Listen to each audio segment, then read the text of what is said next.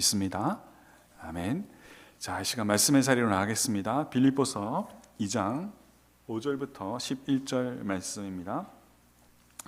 빌립보서 2장 5절로부터 11절 말씀, 살아계신 하나님의 말씀을 우리가 함께 합독하여 봉독해 올리도록 하겠습니다. 시작. 너희 안에 이 마음을 품으라. 곧 그리스도 예수의 마음이니 그는 근본 하나님의 본체시나 하나님과 동등됨을 취할 것으로 여기지 아니하시고 오히려 자기를 비워 종의 형체를 가지사 사람들과 같이 되셨고 사람의 모양으로 나타나사 자기를 낮추시고 죽기까지 복종하였으니 곧 십자가에 죽으심이라.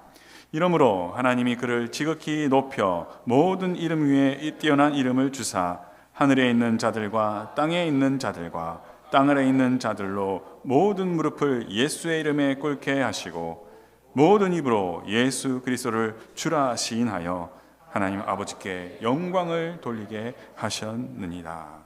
아멘. 사랑하는 성도 여러분, 나보다 남을 낮게 여기는 마음을 지난 한 주간 혹시 실천해 보셨습니까? 저는 이 실천에 있어서 성공도 해보고 실패도 해보았습니다.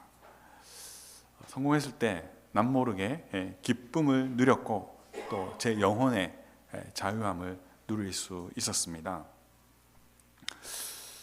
오늘 이 읽은 말씀을 나보다 남을 여기는 마음, 곧 예수의 마음이라는 관점에서 우리가 좀 살펴보기를 원합니다. 오늘 읽은 이 본문 말씀은 예수님의 인격과 사역, 예수님의 십자가의 사역, 예수님의 인류 구원 사역에 대한 위대한 진술을 담고 있습니다. 저는 개인적으로 성경의 어떤 부분보다도 이 말씀이 가장 정확하게 우리 주님의 그 사역과 주님이 완성하신 그 구원의 사역을 가장 분명히 드러내주는 말씀이라고 저는 믿고 있습니다. 신학에 있어서 이 조직 신학이라고 하는 것이 있습니다. 이 성경에서 가르쳐지는 이 진리를 주제별로 연역적으로 집대성하여 가르쳐주는 그런 것을 조직 신학이라고 말합니다. 이 조직 신학에 있어서 이 기독론 혹은 구원론은 굉장히 중요합니다. 이 기독론은 구원자로 오신 예수님, 그분의 인격, 그분의 사역, 예수님은 누구이신가에 집중한 것이 이 기독론이고요. 그리고 구원론은 예수님이 우리의 죄를 사하여 주시는 이 속죄의 사역이 어떻게 우리 각 사람에게 적용되어져서 구원에 이르게 하는가를 가르쳐주는 것이 구원론입니다. 오늘 방금 읽은 이 말씀은 이 기독교의 핵심적인 이 진리를 밝히 드러내고 깨닫게 해주는 데서 굉장히 중요한 근거가 되는 말씀입니다. 그러나 오늘 저는 여러 주석책을 보면 막 이렇게 신학적인 부분들을 많이 설명해 놓았거든요.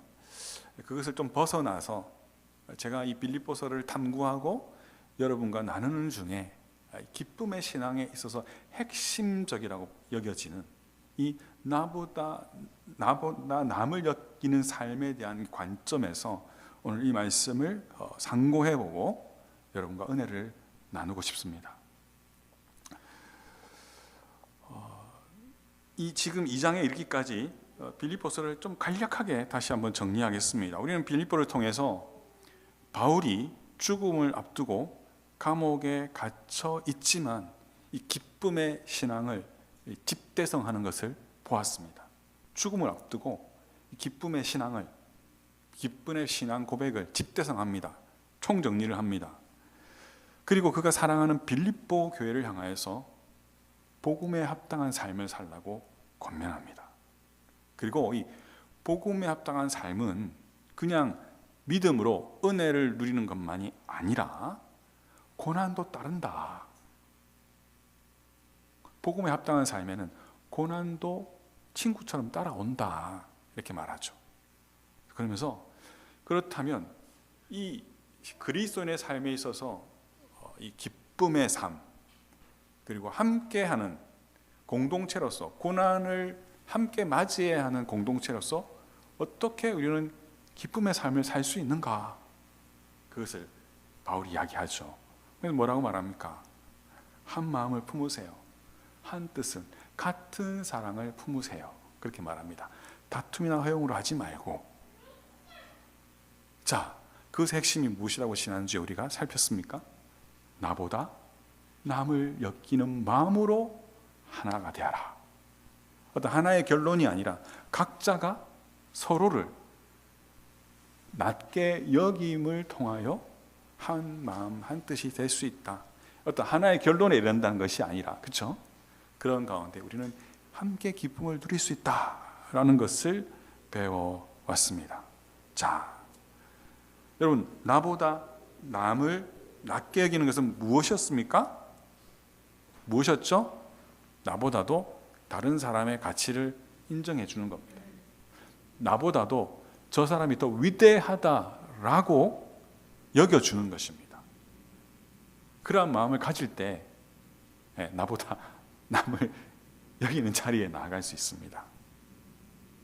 자, 그러한 진술 이후에 이 예수 그리스도의 성육신과 그리고 십자가의 사건, 그리고 그분이 이루신 그 복음의 완성의 핵심인 절정을 지금 바울이 이야기하고 있어요. 여러분, 이 나보다 남을 낮게 여기시는 이 절대적인 모범이 되시는 예수님의 관점에서 보면요, 이 나보다 남을 낮게 여긴다는 것은 진짜 그 사람이 나보다 나은 사람이기 때문이 아니고, 진짜 나보다 그 사람이 위대하기 때문이 아니고, 진짜 그 사람이 나보다 가치가 있기 때문이 그 가치가 인정해 주는 것이 아님을 우리는 발견하게 됩니다.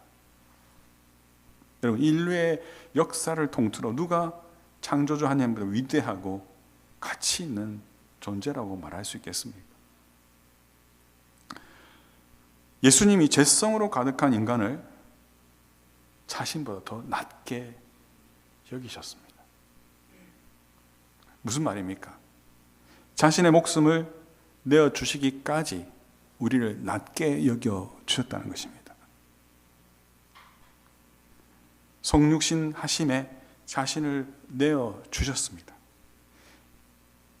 여러분, 죽기까지 자신을 내어주신 것, 그것이 자신보다 남을 낮게 여기시는 주님의 마음입니다.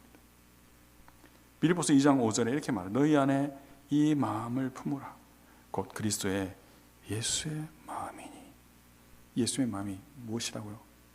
나보다 가치가 덜하고 나보다 위대하지 못하고 한 그 상대방을 낮게 여겨주어서 무엇인가를 내 것을 내어주는 것입니다. 이것이 예수님의 마음인 것을 우리는 볼 수 있습니다. 2025년도 우리 샘물교회의 이 주제 성구를 빌립보서 2장 5절 말씀으로 이렇게 선택을 했습니다. 오늘 이 관점에서 이 2장 5절에서 11절 말씀을 좀 살펴보고자 하는데요. 첫 번째로 주님이 성육신하신 것 그 자체가 우리를 낮게 여겨주시기 때문에 자신을 내어주신 것입니다. 성육신하신 것 자체가 우리를 낮게 여기셨기 때문에 그렇게 하신 것이라는 빌립보서 2장 6절에서 8절 말씀 우리 다시 한번 함께 한 목소리로 읽어보면 좋겠습니다. 빌립보서 2장 6절에서 8절입니다. 시작. 그는 근본 하나님의 본체시나 하나님과 동등됨을 취할 것으로 여기지 아니하시고 오히려 자기를 비워 종의 형체를 가지사 사람들과 같이 되셨고 사람의 모양으로 나타나사 자기를 낮추시고 죽기까지 복종하셨으니 곧 십자가에 죽으심이라. 아멘. 하나님 아버지, 우리 예수님은 하나님 아버지와 그 본체로서 동등하신 분입니다. 이 본체라는 것은 영원하고 지속적인 실존을 말합니다. 한마디로 변할 수 없는 영원한 실제적인 가치, 실제적인 존재를 말하는 겁니다. 그것이 곧 하나님 아버지와 이 성자 예수님이 똑같다는 겁니다. 그런데 예수님은 이 변할 수 없는 본질로서 하나님이신, 하나님 그 자체이신 그 분이 낮아지세요. 어떻게? 성육신하심으로, 아들로 오심으로. 그래서 오늘 빌립보서는 스스로를 비웠다라고 표현합니다. 그래서 사람이 되셨습니다. 사람으로 오셔서 아버지와 같은 분이지만 아버지에게 철저히 순종하심으로 우리를 구원하시는 이 사역에 자신을 내어 주십니다. 여러분, 나보다 남을 엮게 정의된 거, 나보다 좀 낫지, 그래, 그렇다고 쳐주자라는 그런 생각이 아닙니다. 이것은 굉장히 구체적인 결단, 의지적 결단이 수반되는 것입니다. 우리는 이 예수님의 성육신 속에서 그것을 발견하게 됩니다. 그냥 내 생각으로, 그래, 당신이 나보다 낫다, 뭐 그렇게 해주지, 이거 차원이 아니라 예수님의 모범을 봤을 때 그렇다는 것입니다. 아버지께서 아들 예수를 이 세상에 파송하기를 요청하셨고 아들 예수님은 그것을 수락하셨어요. 의지로서 합하셨습니다. 그리고 자원하여 자신을 내어 주셨습니다. 이건 위대한 선교적인 행위입니다. 그는 죄에 매여 있는 인류를 자유케 하시기 원하셨습니다. 그는 하나님으로 아버지로부터 보냄 받으셨고 그것을 수락하심으로 거기 어그리하시고 자기를 내어 주심으로 그 사명을 감당하셨습니다. 그래서 철저한 순종과 자기 희생으로 완수되어진 일입니다. 여러분, 어느 것과도 비교할 수 있는 그 가치를 가지고 위대하신 분이 자기보다 낫지 못한 존재로 오신 거예요. 왜요? 비교할 수 없는 정말 죄의 나락으로 떨어져 있는 저와 여러분을 낮게 여기셨기 때문입니다. 우리의 가치를 인정해 주시고 우리를 위대한 존재로 만들어 주시기 위해서 그렇게 하신 것입니다. 그래서 자신이 소유하신 본체, 영원히 변할 수 없는 하나님으로서의 그 본체를 포기하시고 이 세상에 인간으로 나신 겁니다. 왜요? 저와 여러분을 자신보다 낮게 여기셨기 때문에. 여러분, 여기서 우리가 하나님과 동등됨을 취할 것으로 여기지 아니하셨다, 이 말씀에 좀 주목할 필요가 있습니다. 여기서 하나님과 동등됨을 취하지 아니하셨다, 이것은 이 취한다라는 이 헬라어 단어는요, 헬라어 의미상 도둑놈이 자기의 것이 아닌 것을 노략질하는 것, 빼앗는 것을 의미합니다. 여러분, 인간은 하나님께 미치지 못할 존재였습니다. 그런데 우리는 어떻게 했죠? 하나님처럼 되려고 하나님의 자리를 취하려고 했어요. 그것이 선악과의 사건입니다. 하나님처럼 되고자 했던 것.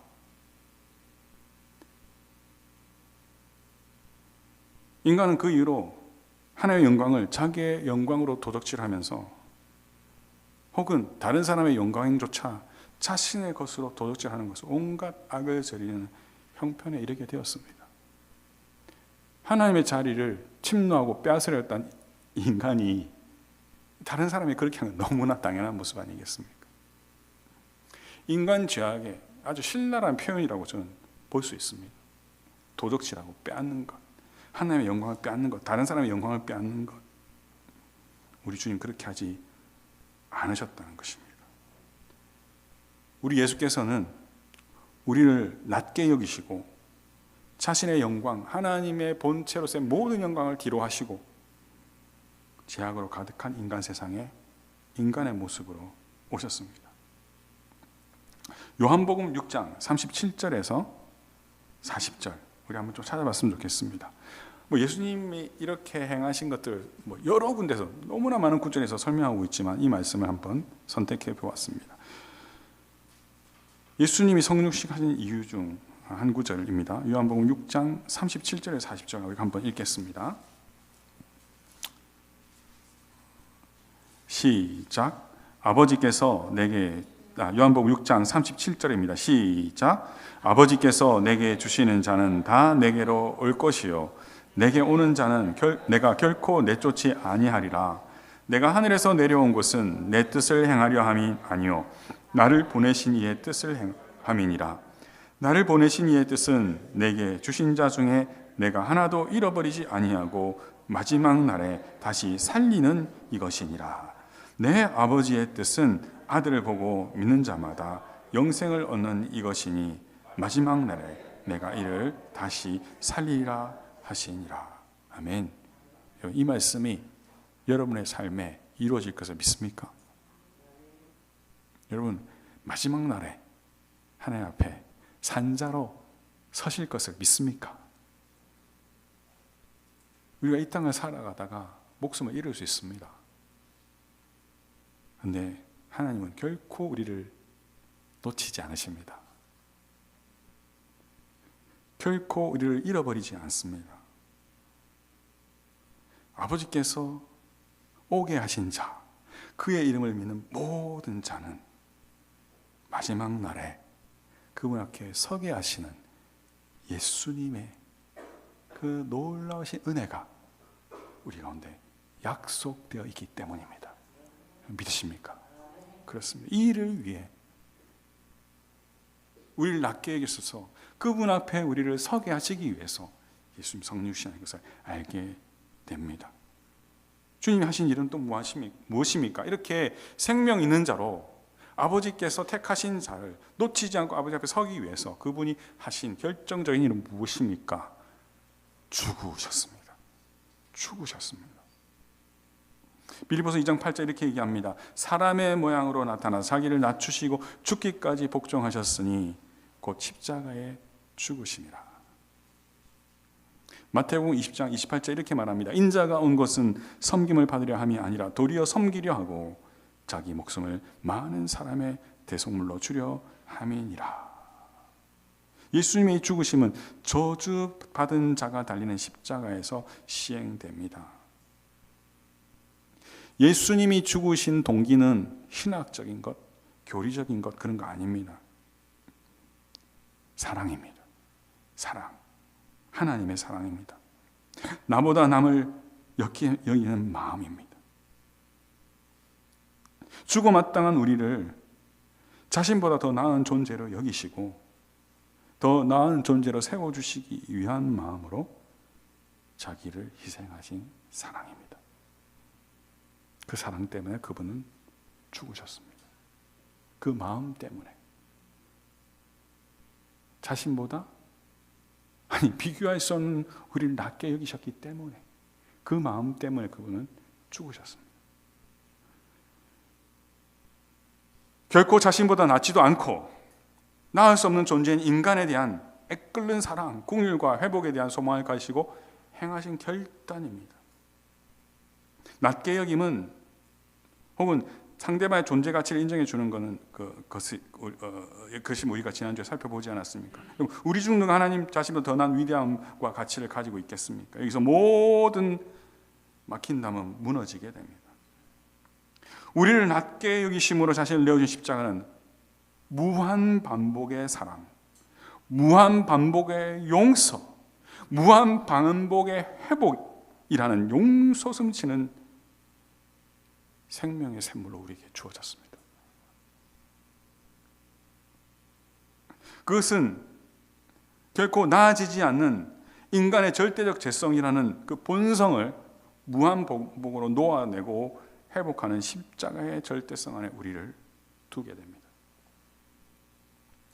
우리를 낮게 여기신 주님의 성육신, 주님의 죽으심은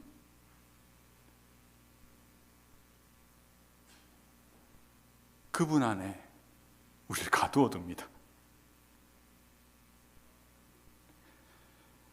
신학적 의미에서 저는 성화의 교리 아시죠? 그렇죠? 우리가 점점 거룩한 삶으로 성숙해진다는 겁니다.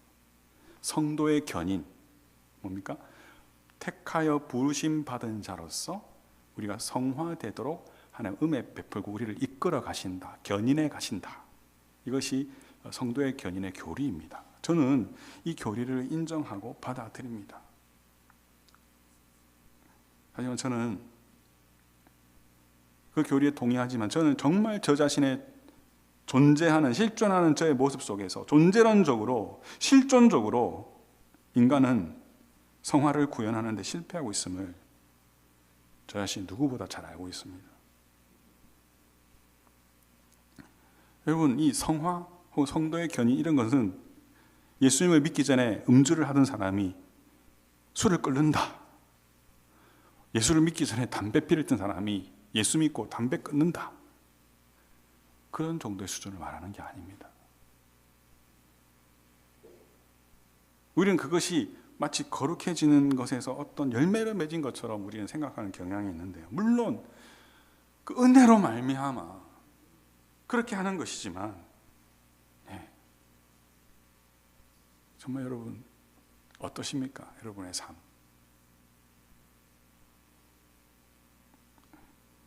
우리 구주 예수 그리스도께서 하나님 그 자체이신 나, 예수님 그분보다 남을 낮게, 본성상 죄인 그 자체는 우리 인생들 낮게 여심으로 완성하신 복음 안에서 무릎 꿇게 하십니다. 그 방법 외에는 없습니다. 여러분 그렇지 않습니까? 내가 죄인이기 때문에 내가 죄인인 것을 발견하고 예수님께 진심으로 회개하는 그 순간에 무릎 꿇을 뿐만이 아니라 이 복음의 완전성, 정말 하나님보다 나은 것이라고는 어느 것도 찾을 수 없는 우리를 낮게 여기심으로, 우리를 위대하게 여기심으로, 위대하게 만들어주시기 위해서 그분이 완성하신 이 십자가 복음 안에서 우리를 발견하게 하시는 것, 그것이 우리가 주님 앞에 무릎 꿇게 하시는 것을 저는 믿습니다. 여러분, 주님이 다시 오셔서 우리가 영화롭게 되는 순간까지 여전히 죄성에 찌들어 살 수밖에 없는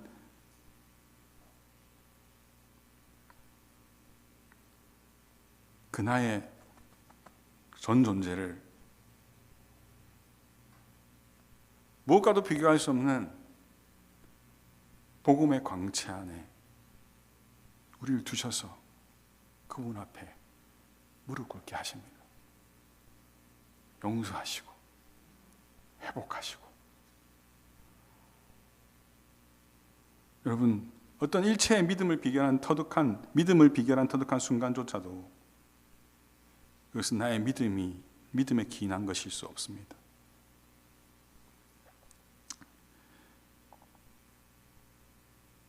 주님을 쫓아가는 삶에 있어서 참 이런저런 일을 겪으면서 이것이 믿음이구나, 이것이 은혜구나, 혹은 내가 뭔가 믿음으로 뭔가를 성취했구나, 하나님 인정해 주시구나 하는 그런 순간순간들이 우리에게 왜 없겠습니까? 왜 없겠습니까? 근데 여러분, 이 주님의 이 십자가, 주님의 이 복음 안에서 정말 가장 깊은 우리의 내면의 이 좌절감 속에서 그 나보다 남을 느끼시는 그 마음으로 이 십자가의 복음을 완수하시고 완성하신 그리스도 앞에서 우리는 모든 것을 내어놓고 무릎 꿇을 수밖에 없게 됩니다. 빌립보서 2장 9절 10절 이렇게 얘기합니다. 이러므로 하나님이 그를 지극히 높여 모든 이름 위에 뛰어난 이름을 주사 하늘에 있는 자들과 땅에 있는 자들과 땅 아래에 있는 자들로 모든 무릎을 예수의 이름에 꿇게 하시고.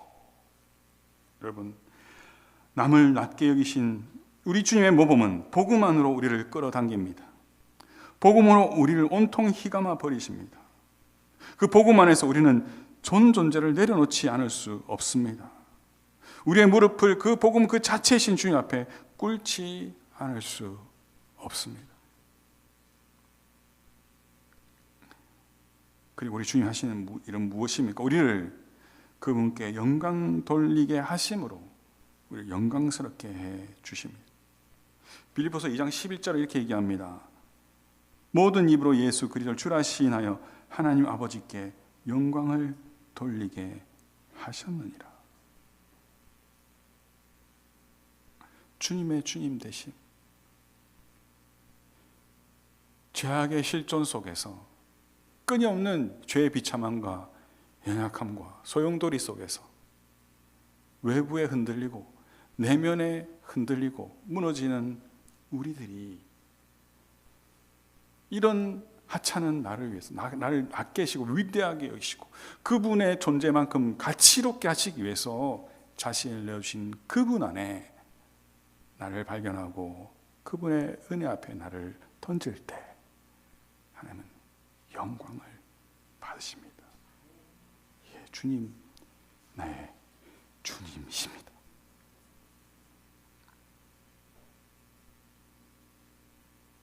우리가 무엇으로 믿음으로 어떤 일을 이루어서 하나님 영광 받으시는 거 아닙니다. 그것조차도 해내지 못할 그것을 인정하고 그런 나의 연약함을 발견하고 주님 아니고는 안 됩니다. 주님이 나의 주님이십니다 라고 그 무릎 꿇을 때 그분은 온전한 영광을 받으십니다. 질그릇 같은 우리 각 사람 안에 들어와 동행하시는 보배로우신 주님이 복음 안에서 우리를 일으켜 주십니다. 복음 안에서 우리를 영광스럽게 해주십니다. 이것은 우리의 감정이나 은혜로 충만해진 어떤 느낌이 드는 것이거나 어떤 내가 뭔가 이루어서 내가 가지는 어떤 성취 그런 것과 전혀 관계가 없는 것입니다. 오뚜기가 다시 일어설 수 있는 이유는 그 오뚜기 안에 무게 중심점에 그 중심을 잡아주는 무게가 있기 때문이라고 말합니다. 주님이 질글 같은 내 안에 오셔서 보배로우신 주님이 내 중심에 함께 해주십니다. 내게 허락하신 복음의 중심점이 되어주십니다. 영원한 무게 중심이 되시기 위해서 내 안에 임재하시고 내 안에 동행하기로 결정하셨습니다. 약속하셨습니다. 그리고 내 감정, 내 느낌, 나의 성취, 믿음 안에서 어떤 성공 그것과 상관없이 주님은 보배로우신 주님은 내 안에 계십니다. 나보다 나를 낳게 계신 그분께서 함께 하심으로 나의 가치를 더하여 주셨습니다. 그분의 가치로 바꾸어 주셨습니다. 그분의 위대하심을 우리를 위대하게 해 주셨습니다. 그리고 그것을 인정하는 그것으로 하나님을 영광스럽게 해 주셨습니다. 산성 말씀을 맺겠습니다. 우리는 이 땅에서 믿음으로 사는 법을 훈련받고 있습니다. 때로는 우리가 무엇인가를 잘해서 때로는 어떤 믿음으로 뭔가를 드리고 헌신하고 희생하고 어떻게 해서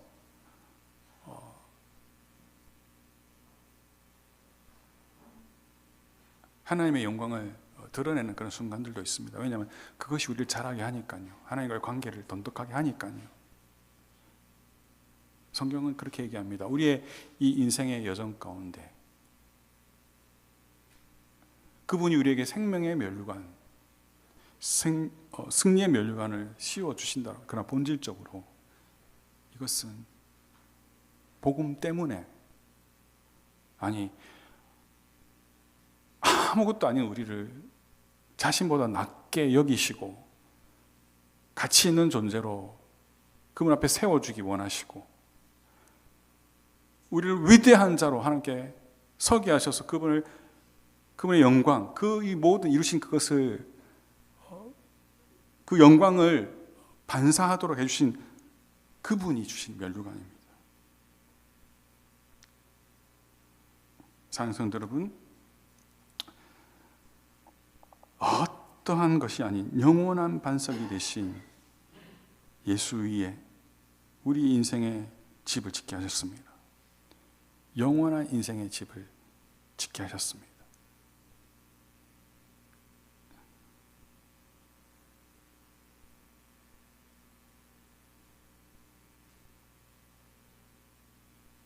이 복음의 영광 안에서 자신을 인정하고 내어드린 이 삶에 있어서 우리가 뒤로 물러나지 않기를 원합니다. 내가 무엇을 잘했기 때문에, 내가 어떤 믿음이 좋기 때문이 아니라, 우리가 주님 앞에 섰을 때에 우리가 이 세상에서 무엇인가 믿음으로 하고 어떤 공덕을 쌓은 이 모든 것들이 불로 태워지는 것 같은 그 연단의 불로 태우는 같은 시험을 받는다고 말합니다. 그때 남는 것은 무엇이라고 말하고 있냐면, 내 지혜, 내 자랑, 내 믿음이 아닌 주님의 공덕, 그것으로 온전히 그것을 인정하고 영원히 무너지지 않는 주님 안에 무릎 꿇고 그 영광을 인정함으로 우리 삶에 지어진 그것들이 하나님께 영광으로 돌려줄 것이라고 말씀하고 있습니다. 주님 안에서 보석과 같이 여겨주시는 성도로서 하나님의 영광을 빛나는 존재로, 영원한 하나님의 한 부분으로, 새 예루살렘의 한 부분으로 저와 여러분을 세워주실 것입니다. 복음 안에 무릎 꿇고 복음으로 이 사는 삶, 하나님 온전히 영화롭게 하는 그 삶의 그 즐거움과 기쁨을 누리며, 즐거움과 기쁨을 우리가 서로 공급하며 세워가는 우리 샘물 공동체 되기를 간절히 소원합니다. 우리 다 함께 찬양하며 하나님 앞에 나아가겠습니다.